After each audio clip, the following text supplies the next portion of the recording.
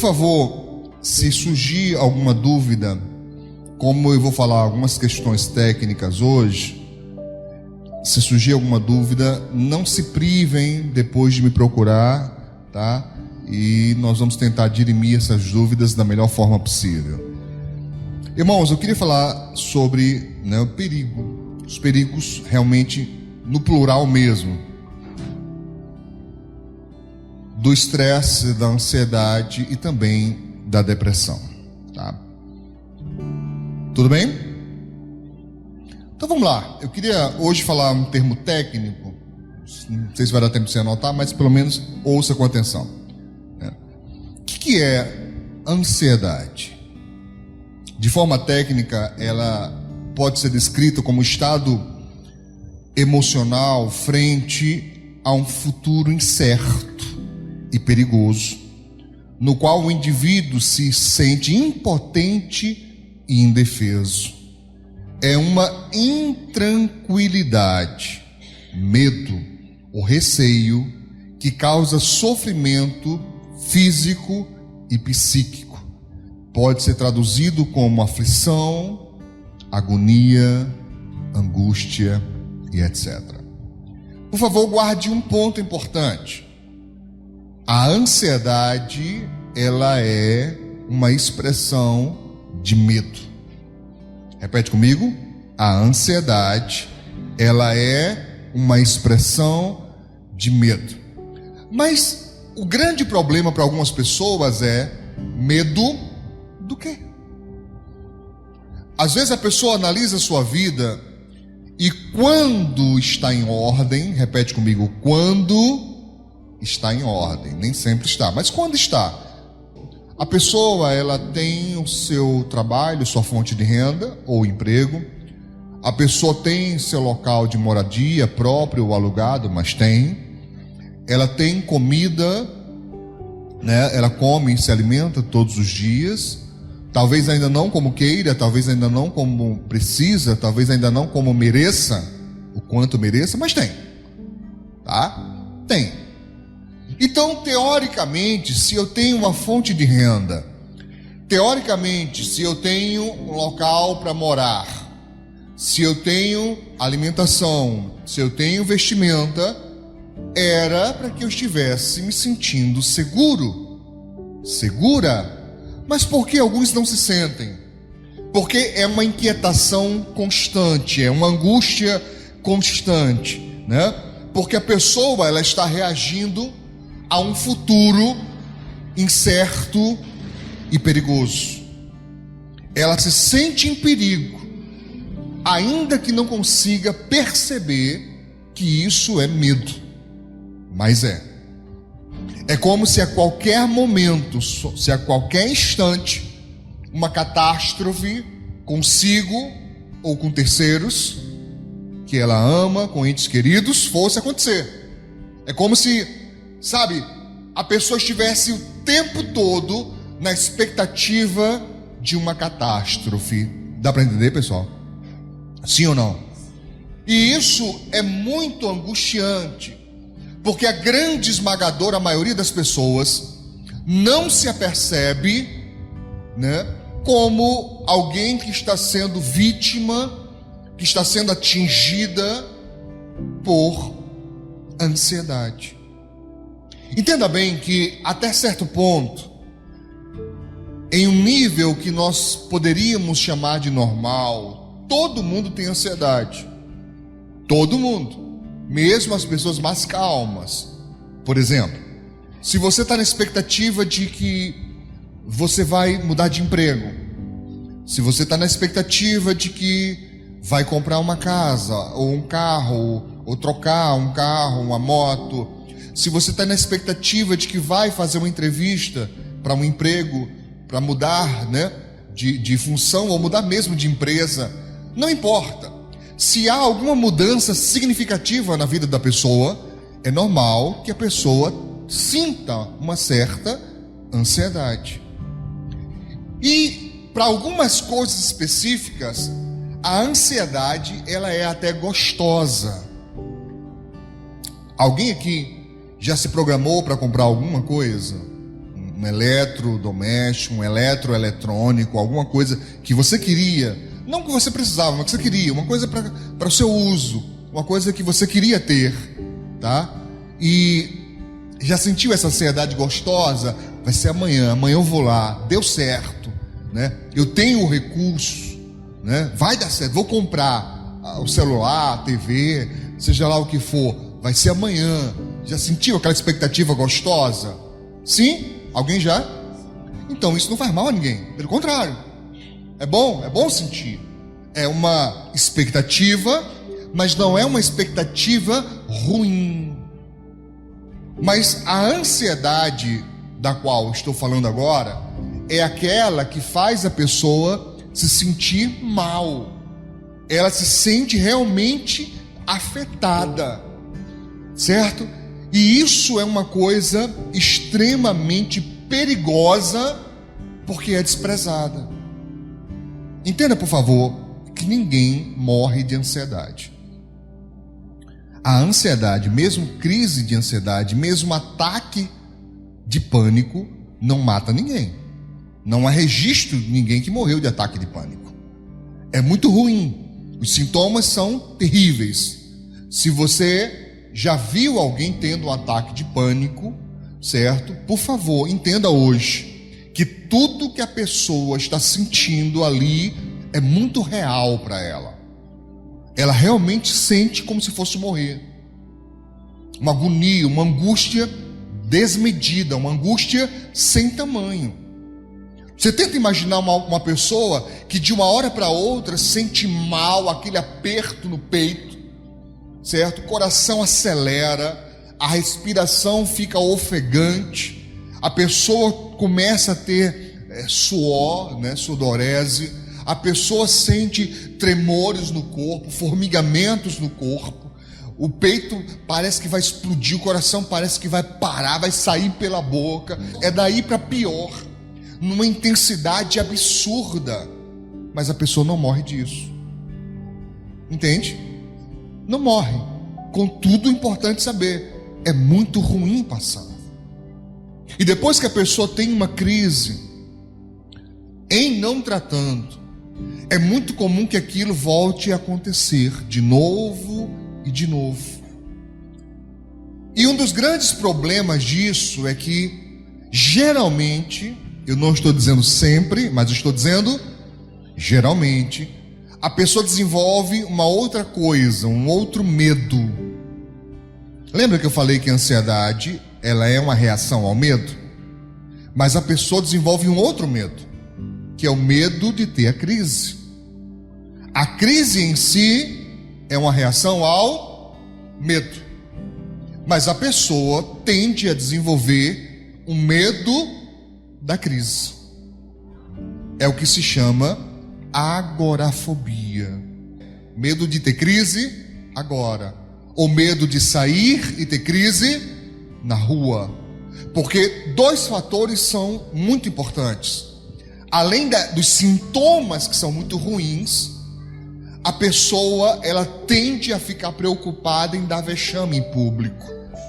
Porque normalmente essas pessoas são pessoas que não gostam de serem colocadas no centro das atenções.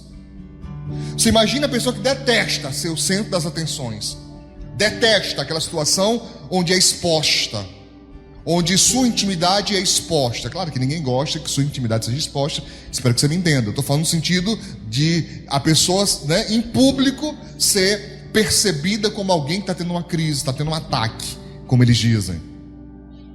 É duplamente ruim.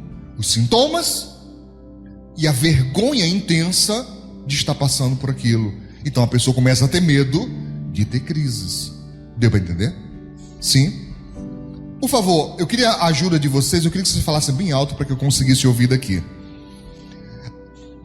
Descrevam para mim, todos que quiserem, o que seu corpo sente. Qual é a resposta do seu corpo quando você tem um medo intenso? Coração acelerado, o que mais? Tremores, o que mais? Ajuda aí, gente. Tenta lembrar, quando você tem um medo bem grande. Então note, olha a correspondência. Tente pensar sobre isso. Observe como, certo? A ansiedade, ela tem as mesmas características da sua reação ao medo, porque é uma reação ao medo, entende? Agora, o problema é que geralmente a pessoa não sabe do que. Ela só sente aquilo crescendo, crescendo, crescendo e não sabe do que é. Mas é uma reação ao medo. Eu pulei aqui o estresse de propósito, já comecei com ansiedade, para que você entenda que arrisca o estresse só por ele não é a questão. Porque vivemos em uma sociedade onde é impossível não ter nenhum tipo de estresse. Por exemplo, se você sobe em uma moto, entra em um carro, nesse trânsito, impossível você não ficar estressado. Impossível. Por que razão, pastor? Porque é o tempo todo acontecendo coisas que não deveriam acontecer no trânsito. Algumas delas você mesmo provoca e nem percebe às vezes. Você pode dar uma fechada em alguém, você pode, juntar perto demais de outro carro, de uma moto. Então o estresse tem o tempo todo. O que nós temos que entender é que, às vezes, a reação exagerada, a reação estressada, exagerada da pessoa, já está assim porque ela não está bem. Então, qualquer coisa que ela conseguiria, em outro momento, levar tranquilamente, como diz os jovens aqui na igreja, de boas, como eles dizem, quando ela está estressada, não consegue. Aquilo que deveria ser coisa mínima. Essa semana eu dei o exemplo do copo na outra mensagem, né? Um copo, às vezes é um copo em cima da mesa, já é um motivo da pessoa ficar fora de si. É uma reação extremamente exagerada a algo mínimo. A pessoa não está bem. Então, o estresse não é necessariamente o problema, porque nós temos o tempo todo coisas que são estressoras. A questão é nossa reação ao estresse, que pode estar descompensada porque nós não estamos bem. Entende o que eu estou falando? Pessoal aí que é motorista, vocês vão entender. É como se o sistema de amortecimento do carro, da moto, tivesse desgastado. Então o problema não é a família que comeu demais. Tá tudo batendo lá. Não é a família que comeu muito. É porque o amortecedor está estragado. Então vai ficar batendo. Aí às vezes a pessoa fica focada numa coisa, enquanto o problema é outro. Deu para entender? Sim ou não, pessoal? Eu também não estou dizendo que o estresse é tranquilo, que o estresse não tem problema nenhum. Eu só estou dizendo que ele não é o problema maior. O problema maior é a nossa interpretação do que está acontecendo. Eu sei que alguns estão aí prontos para anotar, então anote isso. Nós não reagimos aos fatos. Repito, nós não reagimos aos fatos. Nós reagimos à nossa própria interpretação dos fatos. Deu para entender? Nós não reagimos aos fatos. Nós reagimos à nossa interpretação própria dos fatos. Então algo acontece. A maneira que eu interpreto isso, a maneira que eu interpreto é que vai denotar a minha reação a isso. Como eu interpreto. Entendeu? Vamos lá. Alguém escreve para você assim, por exemplo, um amigo, uma amiga sua no WhatsApp. Escreve assim, eu vou usar a diaconisa Daliana só como exemplo. Alguém escreve assim, Daliana, uma colega de trabalho, Daliana, eu preciso que você venha aqui hoje. O que está escrito é literalmente isso. Quais são as possibilidades de interpretação desse texto? Daliana, eu preciso que você venha aqui hoje. Esse foi o texto. Como é que ela poderia interpretar isso? Hein, gente? Ela poderia interpretar, ela poderia ler, e na mente dela, ela ouvir a voz, e às vezes a gente consegue ouvir a voz da pessoa na nossa cabeça. Olha para o seu irmão aí. Fala, é sério. É sério.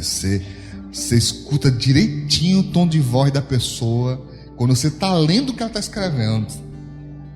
Aí você, sabe, pode ler assim: Daliana, preciso que você venha aqui hoje, agora. Ela poderia ler: Daliana, preciso que você venha aqui hoje, agora, imediatamente.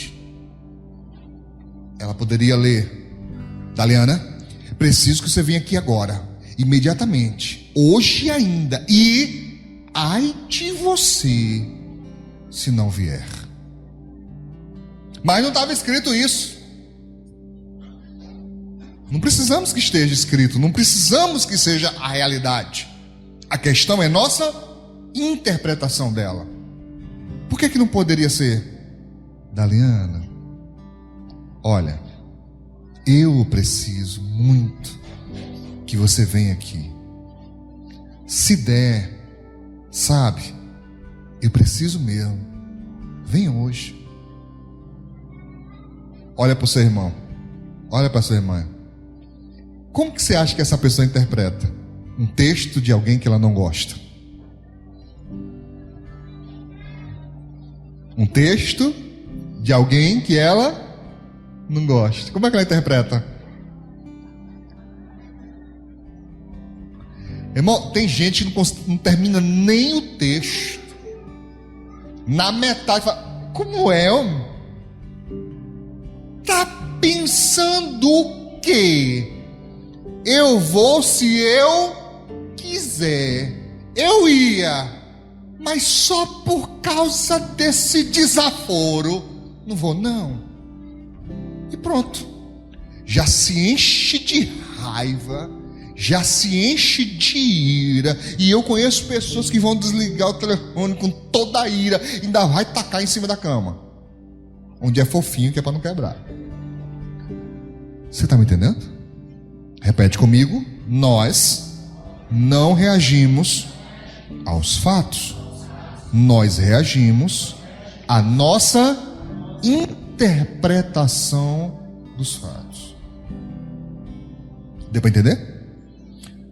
E se a nossa interpretação estiver enviesada? Por muitos motivos. Porque estamos cansados, porque estamos com fome, porque estamos com raiva, porque estamos tristes. E se a nossa interpretação for, sabe, eu vou usar uma palavra pesada, mas eu queria que você tentasse entendê-la. Se a nossa interpretação for contagiada por sentimentos ruins, entenda, nós criamos um ciclo vicioso. Por quê? Porque já estamos sentindo mal, e a nossa interpretação daquilo nos faz sentir ainda pior. E uma coisa retroalimenta a outra. Não precisa dizer se já aconteceu com você, mas eu quero saber pelo menos se você já ouviu um caso como esse. Já ouviu de alguém que criou ranço de quem nunca lhe fez mal nenhum? Já ouviu falar? A pessoa nunca disse nada contra você, nunca lhe prejudicou em nada, nunca fez mal nenhum para você, e a pessoa cria um ranço. Um ranço. Irmãos, tem gente que passa a ter abuso até do perfume. O cheiro, aquela fragrância específica começa a feder no olfato da pessoa. Ela vai no shopping, ela vai sei lá onde, ela sente aquele cheiro, é imediato.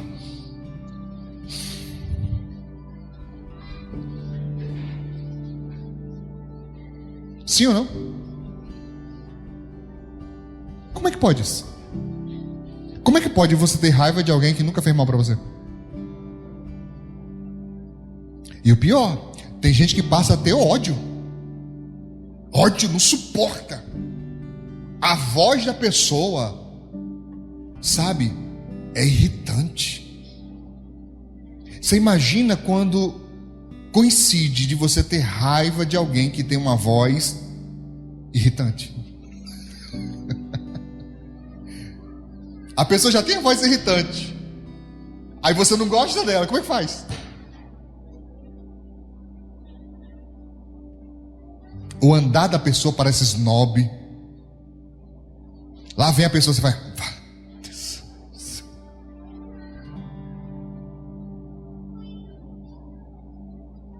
Lá vem. Lá vem. E quando você tem que conviver com uma pessoa assim, que te causa males o tempo todo, quando você tem que trabalhar com alguém assim, tá achando pesado? E quando alguém assim é do seu sangue, existem relações que são difíceis de cortar, porque elas causam estragos, difíceis de reparar, beirando o impossível.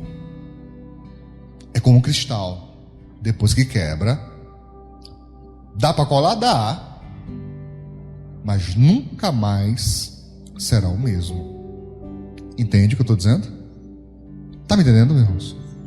Então, essa é uma das questões importantes. Eu não estou dizendo que é das principais, das primordiais, mas eu considero, particularmente, uma das questões muito importantes. Que a pessoa entenda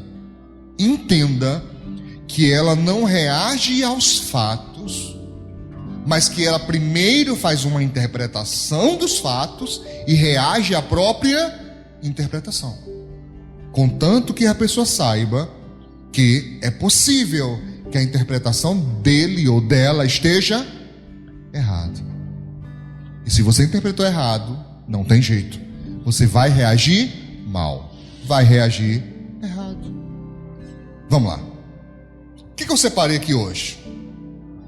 Dentre outras, não só são essas. Atenção, não são só essas, mas dentre outras, nós temos, por exemplo, em se tratando de transtorno de ansiedade. Atenção, transtorno.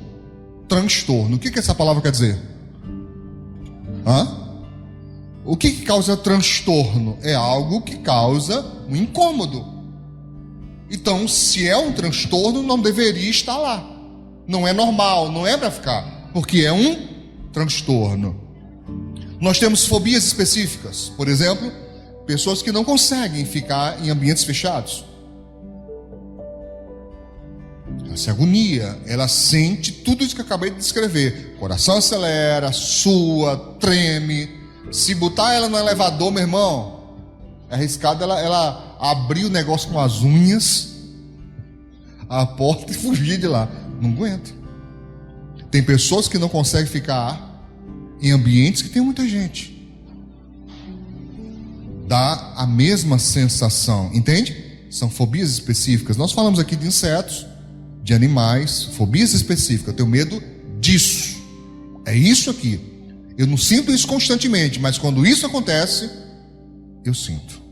São fobias específicas.